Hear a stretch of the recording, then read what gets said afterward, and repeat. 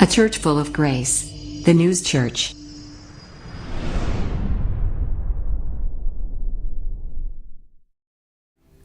오늘의 성경입니다. 사사기 7장 15절에서 23절 말씀입니다. 구약 373쪽 되겠습니다. 한 절씩 교독하실 때 15절부터 제가 먼저 받들겠습니다.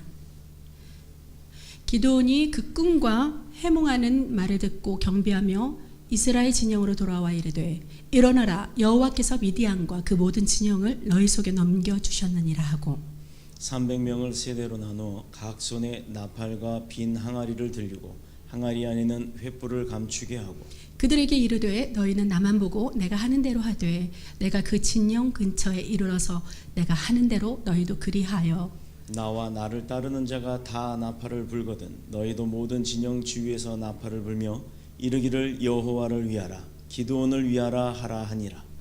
기드온과 그와 함께 한 100명이 이경초의 진영 근처에 이른즉 바로 파수꾼들을 교대한 때라. 그들이 나팔을 불며 손에 가졌던 항아리를 부수니라.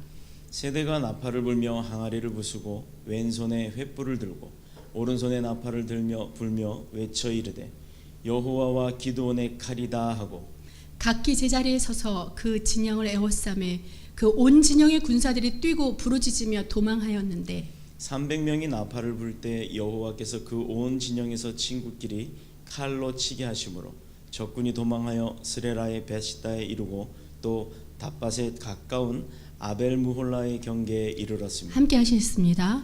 이스라엘 사람들은 납달리와 아셀과 온 므낫세에서부터 부름을 받고 미디안을 추격하였더라. 아멘. 살아계신 하나님의 말씀입니다.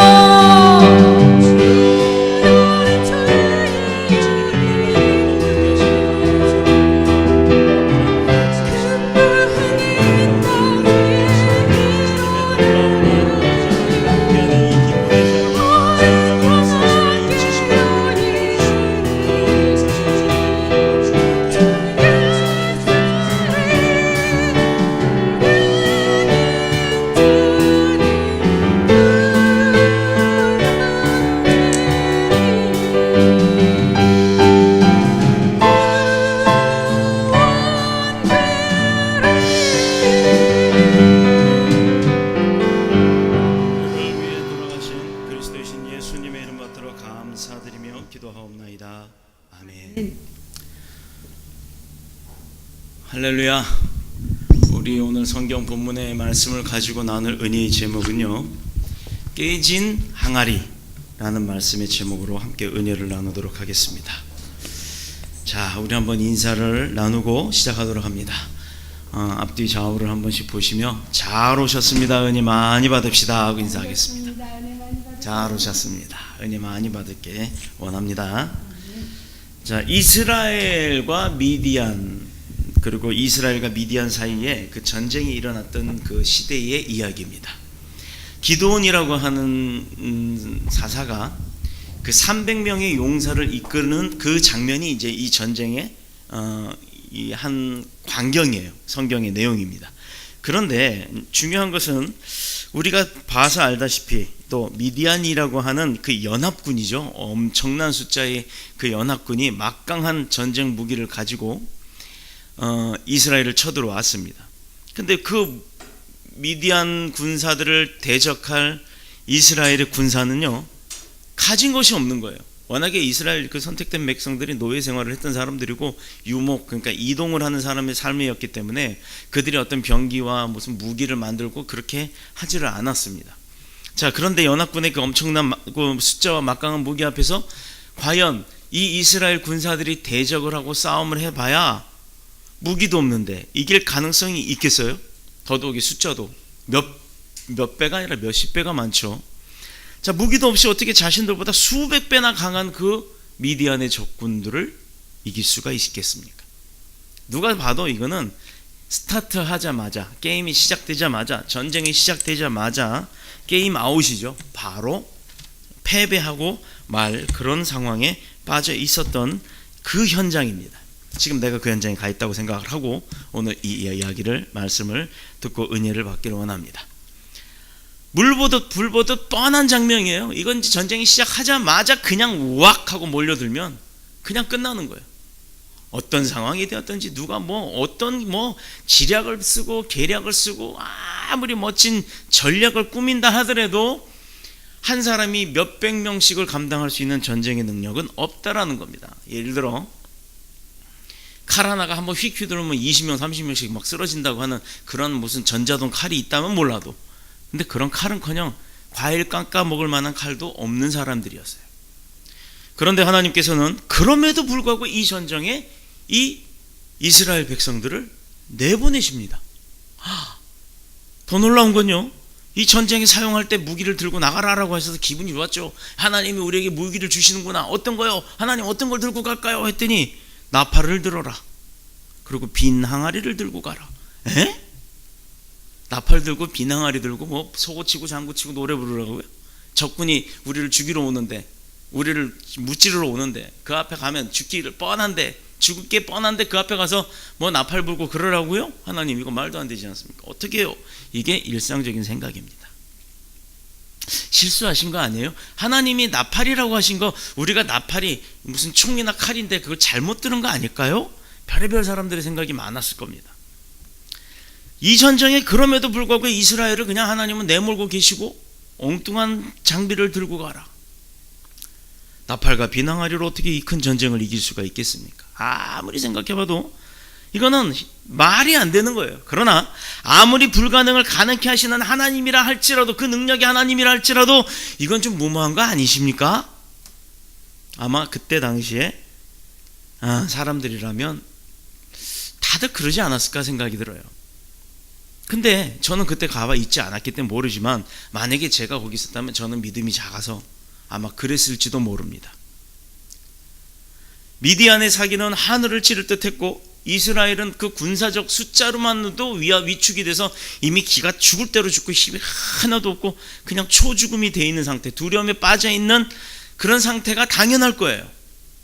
인간의 생각으로 보면 하나님께서 자기 백성을 멸망시키려고 하는 게 틀림없어. 이게 어떻게 되는 거야? 그런데 이스라엘 백성의 생각이 아닌 미디안 군사들이 바로 그 이스라엘 백성들을 봤을 때, 오호, 총칼도 없이 저 오합지졸 몇 명 가지고 우리를 감히, 이야, 이건 불보듯 뻔한 일이야, 우린 이겼다, 그냥 여기 앉아 있다가 쟤네들이 스스로 항복할 때까지 기다리자. 아주 교만에 빠져 있었죠.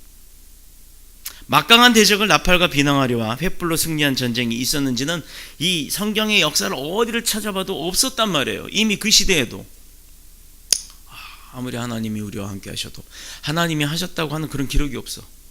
그런 허무맹랑한 것 가지고도 이길 수 있었다라는 기록이 없어. 자, 이제 슬슬 시험이 오기 시작합니다.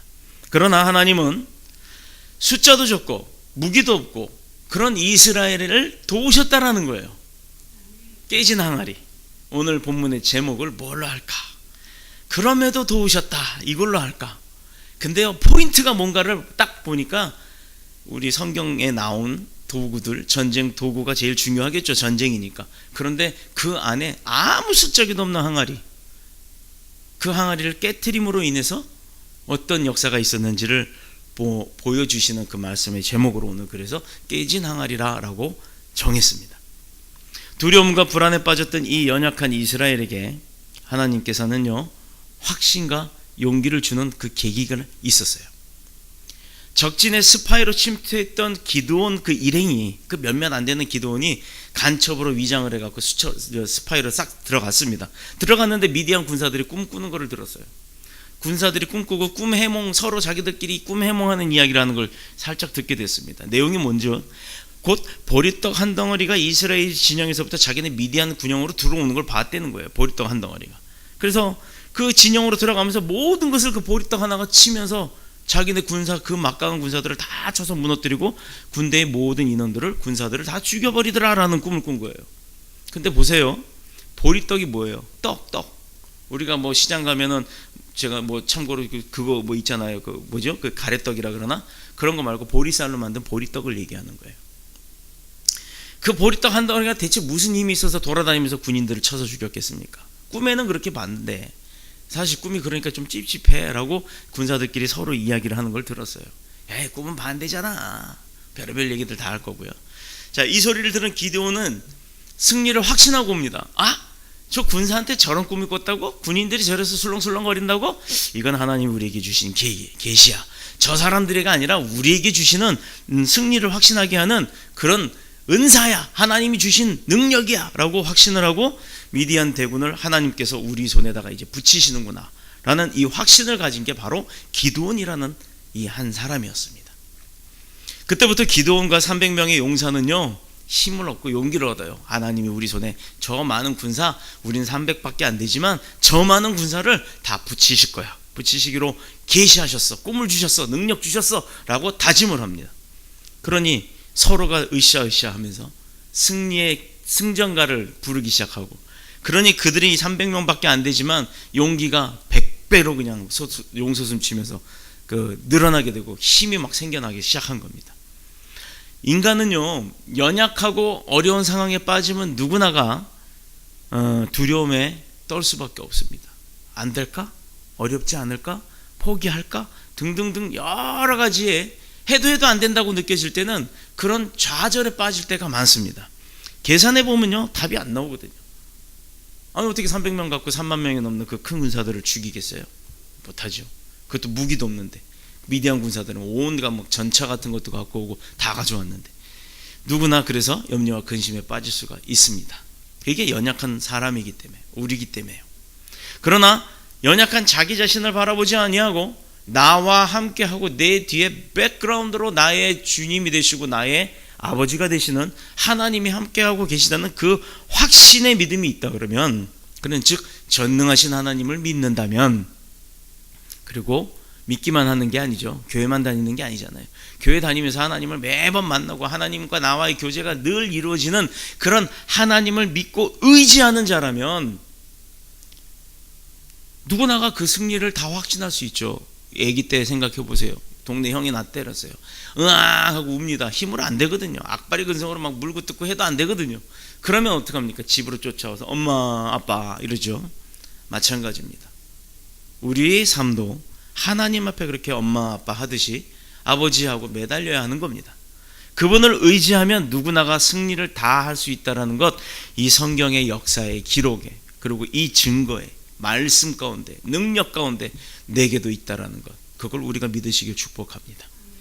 그래서 우리를 죄악과 어려움 가운데서 구원하시는 하나님 앞에 우리가 소망을 두고 산다면 힘이 솟아날 수밖에 없는 거예요. 우리가 지치고 쓰러질 이유가 없는 거죠. 기드온은 바로 그 하나님의 말씀에 따라서 작전을 세우고 미디안 군대를 습격하게 됩니다. 습격이에요. 선제 공격을 한다는 거예요. 군대를 다녀오신 분들은 알겠지만 각계 전투를 할 때 보면 은폐, 엄폐 하는 그 이제 주변의 지형물들을 가지고 자기 몸을 숨겨가지고 적군이 올 때 감시를 한다든가, 적군이 올 때 몰래 숨어있다 그들이 방심하고 지나갈 때 그냥 기습 공격을 해서, 선제 공격이나 기습 공격을 해서 승리할 수 있도록 이득을 얻는 그런 작전법들이 있습니다. 여러 가지 군사 작전들은 뭐 하나님의 말씀에 따라서 했으니 군사 작전도 지략인데 그 지략 가운데 하나님의 권능이 더해졌으니 이건 당연히 일당백이 아니라 일당천도 가능한 거예요. 기드온은 하나님의 말씀에 따라서 그래서 미디안 군대를 기습을 합니다. 먼저 쳐들어갑니다. 와, 몇천 명, 몇 배가 되는 군사들이 모여 있는데 300명이 먼저 들어오는 거예요. 그러니 미디안 군사들이 생각할 때 저거 와도 자기들이 죽으러 오지 우리가 저 사람들한테 질 리는 없을 거다라는 생각을 했던 거예요. 그런데 그 작전이란 것이 뭐냐면 정말 얼토당토않습니다. 미디안 진영 가까이 이르면 그곳에서 일제히 나팔을 뿌 하고 부는 거예요. 양각 나팔이라고 양의 뿔을 가지고 이렇게 생긴 그 이스라엘 갔을 때 보니까 한번 불어봤더니 뭐 소리가 안 나요. 그냥 텅 빈 뿔 속에 가운데 구멍만 뻥 뚫려 있는 거예요. 아무리 해도 소리가 안 나는데 그 이스라엘 현지 분이 부는데 어마어마한 소리가 나더라고요. 요만한 뿔인데도 소리가 엄청 큽니다. 그런데 그 군사 300이 가가지고 뿌 하고 동시에 그 300이 불었을 때는 얼마나 큰 소리가 났을까요? 그것도 야간에. 밤이라고는 분명히 성경이 없죠. 그러나 횃불을 숨겨둔 항아리라고 표현을 하면 이거는 어두운 밤입니다. 이경쯤이라고 했잖아요. 자 보세요. 일제히 나팔을 불고 횃불을 숨겨둔 항아리 안에 횃불을 숨겨뒀다가 어느 순간에 항아리가 갖다 바닥에 딱 깨버립니다. 그러면 항아리가 깨지면서 그 안에 횃불들이 어떻게 해요? 흩어지죠. 그게 300개예요. 300개. 주변에 그런 게 왁 하고 있으면 그 깜깜한 밤중에 군사들이 갑자기 뿌아 하는 소리에 놀래갖고 뛰쳐나와서 보니까 온 동네방네가 막 박살이 나 있고 불이 막 펴져 있어요. 그러면 그들은 순간적으로 뭔 느낌이 들었겠어요? 자다가 일어났든 뭐하다 일어났든 툭 튀어나왔는데 갑자기 주변에 군영 지역이 다 그렇게 돼 있다. 우와, 이거는 쟤네들이 이미 다 쳐들어와서 우리 군영을 다 문질렀구나. 어떤 대로? 꿈을 꾼 대로 그대로 들어맞았구나 하니 두려움이 막강하게 그들 가운데 두려움이 마구마구 생겨납니다. 그러고 나서는 이미 우리 군대가 공격을 당해서 이미 다 전멸하는구나 해놓으니까 그때부터는 두려움에 눈이 가려져서 눈앞에 보이는 사람이란 사람은 적인지 아군인지 구분하지 않고 칼로 막 치고 찌르고 죽이게 됐던 거예요. 오늘 바로 이 내용입니다. 그런데 칼도 없는 이 사람들이 적진 가까이 가서 소리를 떨면 날 잡아잡수하는 격밖에 안 됨에도 그들은 왔다라는 거예요. 기드온의 군사 300이 창칼로 무장한 대적 앞에서 나팔 불고 항아리나 깨뜨려가지고 뭘 어떻게 하잡니까? 이게 작전이야 라고 할 수도 있지만 중요한 사실이 하나 있어요. 우리가 하나님 말씀 앞에서 우리의 계수로는 우리의 계산과 생각으로는 이건 절대 안 돼, 이건 당연히 가면 죽음이에요. 그런 전쟁임에도 불구하고 기드온과 기드온의 용사는 하나님의 미디안의 군사를 우리의 손에 붙였다라는 믿음으로 하나님을 전적으로 신뢰했다라는 겁니다. 그러니 하나님께서 나팔과 항아리 들고 가는데 그 안에 불러갖고 가라 하는데도 불구하고 그걸 믿고 갔다라는 거예요. 즉 적당하면 믿는 게 아니라 안 적당해도 하나님이 명령하신 거는 당연하다는 믿음을 가지고 이들은 순종을 했다는 겁니다. 이게 살아있는 믿음이에요. 그러나 아무 말 안 되는 명령은요, 말도 안 되는 명령은 우리 생각이 먼저 그 앞에 서버려요. 그렇기 때문에 정말로 순종하기가 어렵습니다.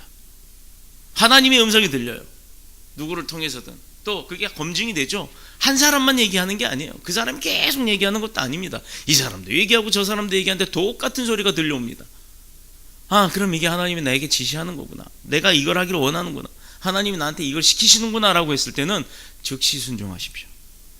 이것은 분명하게 하나님께서 주시는 것임에도 불구하고 내 생각으로는 도저히 내가 어떻게 대통령이 돼? 라고 하지만 대통령 출마해라. 만약에 예를 들어 그랬다면 그건 순종을 해야죠. 그러나 하나님께서는 기드온에게 그 어려운 전쟁의 상황에 그런 형편없는 작전을 가지고도 시행해라 라고 명령을 하십니다. 지시를 하셨습니다. 왜 그랬을까? 왜요? 내 귀한 백성, 내 귀한 자녀인데 죽음의 사지로 몰아버릴까? 왜일까요? 우리의 경험으로 보면 어려울 때 하나님은 그 앞에서 무릎 꿇고 기도합니다. 아버지 뭐 필요해요? 아버지 나 이거 해야 돼요. 아버지 살려주세요. 등등등. 근데 응답을 받죠. 할렐루야. 그때부터 춤추고 노래해도 현찬을 파네. 됐네. 아버지 감사합니다. 땡큐. 그럼 뒤돌아서곤 잊어버려요. 내가 언제 그렇게 기도했는지조차를 잃어버립니다. 응답을 받고도 감사할지라도 세월이 흐르고 나면 어떻게 하나님이 도우셨구나, 그래서 내가 이렇게 됐구나, 이걸 까맣게 잊어버려요. 그리고 자기 힘으로 문제를 해결했는 줄 알고 착각을 합니다. 예전에도 그거 내가 해결했는데 이번에도 되겠지. 그래서 하나님께서는 아예 말도 안 되는 작전을 기드온에게 주신 거예요. 너네가 해선 될지도 않을 거지, 이건 돼도 않잖아, 너네가 해도 안 되는 아주 얼토당토 않는 이 작전을 가지고 내가 시키니까 해봐. 자, 이게 템테이션입니까? 테스트입니까? 우리 흔히 말하죠, 테스트와 템테이션. 그런데 분명한 것은요, 그 템테이션이든 테스트든 내가 어떻게 받느냐에 따라서 그건 테스트의 승리가 됐다라는 겁니다. 물론 하나님이 주시는 템테이션 테스트입니다. 그런데 사탄이 주는 템테이션은 그냥 끌려가 버리니까 소용없는 거예요. 이걸 뭘로 구분을 하느냐? 간첩으로 갔잖아요. 그 군사들이 하는 이야기를 들었잖아요. 하나님의 생각이, 마음이, 그 하나님이 바라보시는 눈이 내게 항상 머물러 있고 내가 주님과 동행한다는 그런 삶을 사는 자이었기 때문에 그 이야기를 듣고 하나님이 우리에게 우리 손에 붙이셨다라는 확신을 갖게 된 겁니다.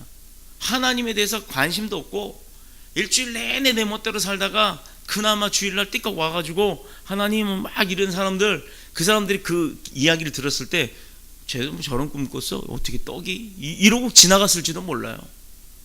이것은 굉장히 중요한 말입니다. 늘 하나님이 우리에게 수시로 주시는 메시지가 있는데 그걸 내가 아둔해서 귀를 막고 눈을 가리고 못 보고 못 듣는다는 얘기예요. 그러니 축복의 기회가 얼마나 만큼 흘러가 버립니까? 이게 축복인가 아닌가 아주 촉을 바짝 세워서 하나님이 주시는 건가 아닌가, 아닌 게 확실하다면 버려고 하나님이 주신 게 맞다라고 하시면 누가 뺏어가지 못할 정도로, 내가 뭐 벼랑에 떨어질 때 나뭇가지 같은 거 잡으면 죽기 싫으니까 꽉 쥐잖아요. 그런 것처럼 거머쥐고 놓지를 말아야 된다라는 거예요. 이 전쟁은 하나님께 속한 전쟁이요, 하나님께서 기드온을 앞장세워서 승리하게 약속하시는 전쟁임을 알게 하시려고 항아리 들고 가라 이거예요. 나팔 불고 항아리 들고 가서 깨트려라, 이렇게 한 겁니다. 자, 이건 전략이 아니에요. 전쟁의 계획도 아닙니다. 작전도 아닙니다. 말도 안 되는 이 작전이 어떻게 역사했느냐? 하나님이 그들의 꿈을 통해서 이미 술렁거리게 만들어 놓으셨고, 수적으로는 사람의 생각으로는 이길 거라 생각했지만 심리적으로는 그들이 두려움 가운데 있을 수 있게 만들어 놓고, 그것을 잊어버릴 만한 쯤 됐을 때 먼저 침투하게 하고, 먼저 작전을 펼치고 난 다음에 갑자기 놀래서 깨서 보니까 온 동네 방네 항아리 깨진 뭐 조각도 있고 불이 막 여기저기서 납니다. 300개니까 얼마나 많겠어요. 그러니 그걸 눈 자다 말고 벌떡 일어났으니 정신이 없는 상태에서 얼마나 무서웠겠어요. 이미 난 죽고 있나 보다, 우린 다 전멸했나 보다라는 생각이 들었으니 서로 눈에 보이는 사람, 나 살고자, 이게 아군인지 적군인지 어떻게 알아요? 막 죽인 거예요. 자기들끼리 죽인 겁니다. 문제는 이스라엘이 말도 안 되는 이 작전을 믿고 순종했다는 것, 그리고 나팔 부고 항아리 깨고 고함 지르며 적전을 위협했을 때 하나님께서는 미디안 군대를 어지럽게 정신산란하게 만들고 서로 찌르고 공격하게 함으로 기적같이 그 전쟁에서 승리하게 하셨다라는 거예요. 하나님은 나도 쓰십니다. 그런데 나에게 해라 했을 때, 명령했을 때 내가 순종할 때 상대들을 움직이더라 이 말이에요. 이게 하나님이 하시는 거예요. 사람의 생각은요, 상대의 마음을 내가 움직이려고 하기 때문에 안 되는 겁니다. 내려놓음을 통해서 하나님 앞에 의뢰할 때 그때 하나님이 움직이시는 거예요. 우리가 참 말은 많이 하지만 잊어버려요. 이게 내 마음과 생각 속에 늘 주님이 안 계시기 때문에 잊어버리고 사는 겁니다. 훈련이 뭐가 훈련이겠어요? 힘든 거 억지로 버텨서 그거 이겨내면 훈련입니까? 그게 아니에요. 늘상 하나님이 내 옆에 계시다라는 걸 잊지 않고 사는 것. 그래서 내가 무엇을 하든 이것이 하나님이 기뻐하시는 일일까를 생각해 보는 것. 그 기준이 말씀이라는 겁니다. 말씀에 견주어 봐서 이거는 그때 하나님 말씀에 이건 아닌데 그러면 하지 말자. 내가 아무래도 이거는 꼭 해야 될 것 같은데 모르겠다. 그러면 기도하세요. 기도해서 이 사람 저 사람 아니면 그 기도를 이미 듣고 하나님이 그 사람한테 혹시나 하고 가봤는데 이미 그 사람이 기다리고 있을 정도로 그 상대를 움직이게 하신다는 게, 그게 하나님의 능력이라는 겁니다. 내가 그들을 움직이려고 하지 마세요. 하나님께서 그들을 움직이게 하십니다.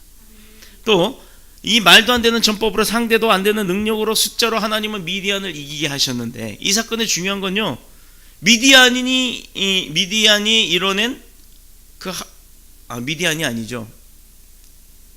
기드온이 이뤄낸 그 하나님의 말씀에 대한 순종과 철저한 신뢰의 믿음이라는 거예요. 그게 없으면 하나님도 아무리 행하고 싶어도 안 한다는 거죠. 못 하신다는 거죠. 내가 움직여야 뭐가 이루어지잖아요. 얘가 가야 너 가라 했는데 가면 내가 알아서 해줄게 라고까지 했는데 안 가니까 일이 안 이루어지는 겁니다. 그렇습니다. 중요한 것은 하나님의 능력이 있고 없고가 아니에요. 하나님의 능력은 언제나 있습니다. 중요한 것은 우리의 믿음으로 실천을 하느냐, 순종을 하느냐에 딸린 거예요. 세상적 판단에서 바보 같은 명령이죠. 하나님이 주신 이 명령이. 상황 판단이 안 되는 말씀이라 할지라도 하나님께서 명령하는 것, 도저히 우리 생각으로는 이건 내가 가면 죽는 건데 이거는 아닌데 라고 해도 하나님이 하라고 확신이 있다면, 증거가 있고 확신이 생겼다면 그건 분명히 해야 합니다. 하나님이 설령 내가 잘못 알고 간다 할지라도, 잘못 알고 가면 내가 하나님의 자녀고 하나님과 동행한다, 하나님이 다치게 만드시겠어요? 가로막고 못 가게 하시죠. 그런데 갔을 때 하나님이 가만두겠냐 이 말입니다. 잘 돼서 주님 말씀대로 순종하면 그게 축복으로 오죠. 잘못된 길을 간다 그러면 하나님이 막으실 거예요. 우리는 그런 믿음으로 갑니다. 하나님께서 보호하시니까. 하나님께서 명령하시는 건 무조건 순종으로 믿는 믿음이 중요하다. 이것이 오늘의 포인트입니다. 그래서 그들은 그 숨겨갖고 갔던 항아리를 깨라 했을 때 깬 겁니다. 그 항아리를 끝까지 버듬고 있었다면 그 깨지면서 소리에 또 불이 비춰져서 자기 모습이 드러남에 이런 사람 생각 때문에 야 이거 깨트렸다가 내 모습 보이면 적군들이 나 잘 보이니까 죽일 거 아니냐, 안 깨 나는, 이랬으면 그 전쟁 못 이기는 거예요. 그럴 수도 있지만 하나님이 깨라고 했으니까 죽으면 죽으리라 깹니다. 그랬더니 오히려 하나님은 내 모습보다는 그들의 눈을 더 가려버리신 거예요. 불이 있어도 보지 못하는 것. 그 사람들은 그 불을 환한 빛에 그 주변을 살필 여력이 없었던 겁니다. 온통 다 깨지고 적진이 쳐들어와서 우리 군사가 다 망가지고 이미 우리는 다 불타고 있다라는 두려움이 먼저 앞서게 해버렸습니다. 이게 하나님의 작전이에요. 그래서 하나님의 뜻을 우리가 알기 어렵죠. 그래서 기도하는 겁니다. 우리의 능력과 재주와 가진 소유로 문제를 해결하는 것, 싸움에서 이기는 것이 아니라는 겁니다. 여호와 하나님의 말씀을 따라 그 말씀을 믿고 순종하는 그 믿음이 문제를 해결하고 전쟁에서조차도 승리하게 하신다는 겁니다. 그러므로 기드온의 군대는요, 사람의 생각으로는 항아리 못 깨뜨리죠. 여호와의 말씀에 믿고 순종함으로 항아리를 깨뜨릴 수가 있었습니다. 깨진 항아리, 뭔가 나쁘고 없어진 것 같지만 결국은 손해 같지만 손해가 아니었다는 거예요. 찬송가에도요, 이 찬양 있잖아요. 저 참 그 찬양을 좋아해요. 믿음이 이기네, 믿음이 이기네, 주 예수를 믿으면 온 세상이 이기네. 이렇게 고백하듯이요, 우리에게 겨자씨만한 믿음, 신실한 믿음, 진짜 하나님이 함께 하신다는 그 믿음, 왜 호박만한 믿음, 수박만한 믿음, 이렇게 말씀하시면 얼마나 좋아요. 믿음도 크잖아요, 우리가 갖고 있는. 그런데 하나님이 보시기에 우리에게는 믿음이 있다 내가 믿는다 하면서도 항상 하나님이 지켜보실 때는 그 겨자씨만한 믿음도 없더라 이 말이에요. 그러니 너에게 내가 너를 그렇게 사랑하는데 꼭 겨자씨만한 믿음이라도 있다면 내가 행해준다. 아니 나 이미 행하고 있으니까 네가 그대로 행하기만 해도 너 다 이룰 거야 라고 얘기하고 계시는 줄로 믿습니다. 그렇게 믿음이 철저한 하나님께 향한 신뢰의 믿음이 우리를 승리하게 만든다는 것 잊지 마시길 축복합니다. 이길 수 없는 전쟁임에도 불구하고 말씀에 순종하는 자들에게 기적으로 승리하게 하신 겁니다. 낙심하고 고향에 돌아갔던 베드로, 다른 제자들이 바다에서 밤새도록 그물 던져 잘 알잖아요. 그물 던지고 왔어요. 그들은 프로예요. 생선 잡는 데는 프로입니다. 그물, 뱃놀이, 배 접고 나가는 것, 이거에 대해서는 그들만큼 프로가 없어요. 근데 한 마리도 못 잡았어요. 한 마리도. 어째 그 프로들이 한 마리도 못 잡았겠습니까? 갈릴리 호수 가보시면 압니다. 크지만 호수예요. 얼마나 많은 어부들이 가서 거기서 물고기를 다 잡았으면 물고기가 아마 씨를 말렸는지 한 마리도 못 잡은 거예요. 그런데 그가 돌아왔을 때 아침이 이제 해가 동이 막 틉니다. 예수님이 딱 나타나셔서 다시 타고 나가자. 그리고 배 오른쪽에다 그물 던져라 라고 얘기를 해요. 그들이 생각하기를, 아니요, 어제 밤새도록 한 마리도 못 잡았는데 그러고 왔는데 예수님보다 우리가 프로인데 물고기에 대해서 말하지 마세요. 어부로서 우리가 물고기 잡는 거에 대해서는 말하지 마세요. 이랬으면 한 마리도 못 잡았어요. 그런데 이 주님이 던지라 하니까 솔직히 그 중에 다 예 하고 던졌겠어요? 솔직히 아닌 사람도 있었을 겁니다. 그런데 베드로는요, 주님이 말씀하시니 그냥 던졌습니다. 한번 던져나 보자. 행위가 일단 뜻이 어쨌든 행위가 시작이 됐어요. 그랬더니 어떻게 해요? 그 배에 있던 사람들이 건져오지 못했대잖아요. 그 사람들이 못 끌어올리니까 어떻게 해요? 옆에 있던 배들을 막 불러요. 같이 좀 끌어올리자고. 나눠 먹었겠죠. 그만큼 하나님이 하시는 거는 다르다 이 말입니다. 순종을 보면 그 순종의 답은 깨진 항아리일지라도 승리를 거머쥐게 하신다는 겁니다. 말씀이 하나님은 미디안의 13만 5천의 대군을 300명의 기드온의 용사로 이기게 했다면, 그때 하나님이 지금의 하나님이시잖아요. 그때 하나님 계시고 지금 하나님이 돌아가신 게 아니라 지금도 하나님이 살아계시잖아요. 더더욱이 성령님이 함께 하시잖아요. 내 안에 예수님 모셨잖아요. 그런데 그 용사 기드온에게 붙여줬던 그 능력의 승리가 우리에게는 안 일어날까요? 우리에게도 일어나죠. 우리도 나팔 들고 항아리에 불러가지고 가기만 하면 됩니다. 그러면 이겨요. 지금은 우리에게 더 크게 역사하시는 줄로 믿습니다. 왜냐? 시대가 완악해지고 시대가 패악해지고 그 시대보다도 믿음 생활하기가 더 어려워진 시대예요. 그러니 하나님의 역사는 더 클 수밖에 없습니다. 믿으시길 축복합니다. 하나님께서 이스라엘에게 주신 승리는 칼에 의한 그런 승리가 아니라 이길 수 없는 승리였음에도 불구하고, 그럼에도 믿음으로 순종함에 이기게 하시는 순종의 승리라는 것을 잊지 마시길 축복합니다. 그들의 승리는 항아리를 깨트릴 수 없는 상황에서도 그걸 깨트렸다는데 그 답이 있는 거예요. 우리 인생에서 무엇이 문제가 됩니까? 내가 들고 있는, 내가 쥐고 있는 내 항아리를 깨트리지 못한다는 것, 그것으로부터 일어나는 문제입니다. 고통받고 고민하지 마시고 내 그 항아리를 과감히 바닥에 내던져 깨트려 주님 앞에 자복하고 주님을 의지하는 축복의 삶을 사시기를 축복합니다. 깨뜨리면 선한 열매 얻는 거예요. 깨뜨리면 깨어진 옥합에서 향기가 나오는 겁니다.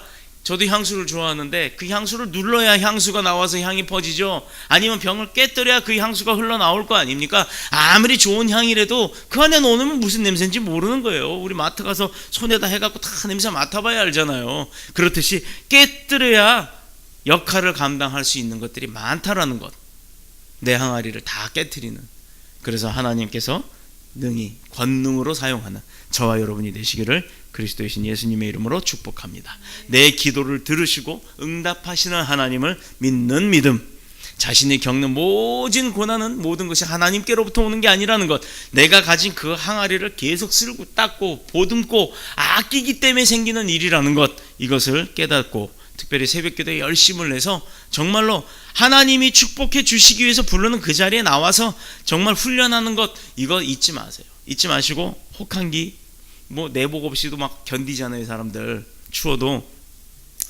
그 예전에요, 그 어떤 분이 그 소리를 했대요. 내가 이분의 이야기를 하나 하고 마치도록 하겠습니다.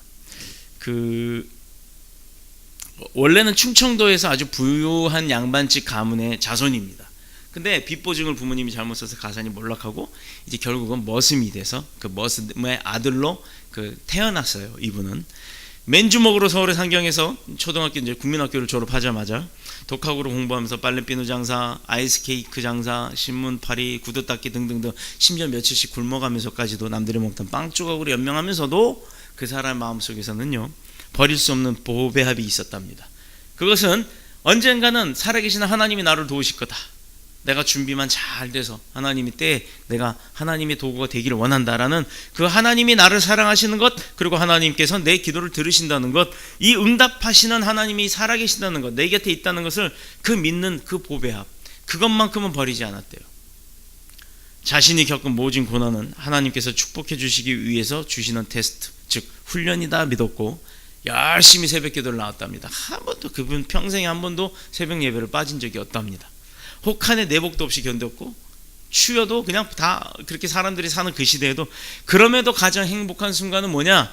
주일 예배 끝내고 교회 그 담벼락에 이렇게 기대고 앉아서 햇볕 쬐면서 거기서 이렇게 흥얼흥얼 찬양하는 게 그렇게 행복이었대요. 그분은 그것처럼 호사스러운 시간이 없었다라고 고백을 합니다. 근데 이 사람은요, 어렵게 대학을 졸업을 합니다.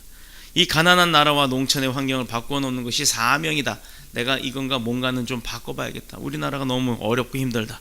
그래서 하나님 앞에 기도하기 시작했어요. 그래서 결국은 덴마크 왕실의 장학금을 받고 유학을 가게 됩니다.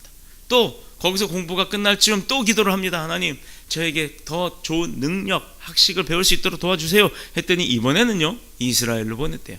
이스라엘에서도 국비장학생으로 공부를 하고 드디어 뭔가를 배워갖고 옵니다.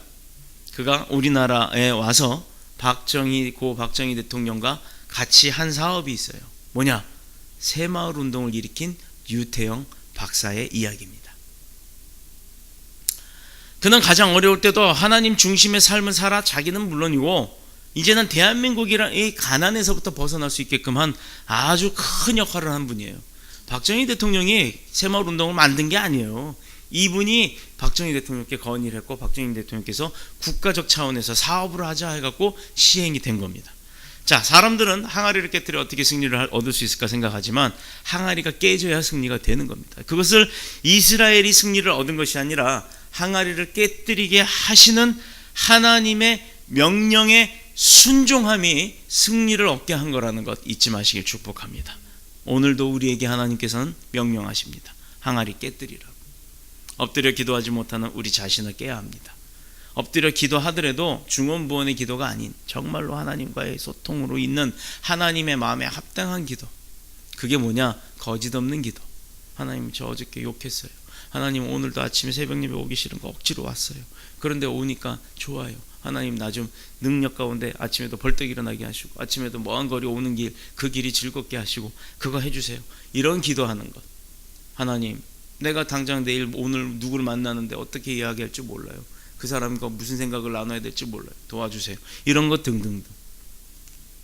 이런 것이 매일 아침에 기도를 하면요, 하나님이 그날 하루를 막 메시지를 주시는 것 같아요. 저는요, 제가 여기 중이염이 있어서 그런지 몰라도 항상 기도하고 나면요, 특징이 하나 생기더라고요. 이 귀에 이명이 생겨요. 삥 하는 게 한 10초 정도 들립니다. 근데 저는요, 그게 어느 순간 뭐 컴퓨터를 전공해서 그런가 몰라도 어떤 프로그램이 입력이 된다는 느낌이 들어요. 하나님이 나에게 오늘의 어떤 삶을 입력해 주는구나. 그대로 뭔지 몰라요. 그런데 뭔가 하나님이 하신다는 응답으로 믿고 그냥 합니다.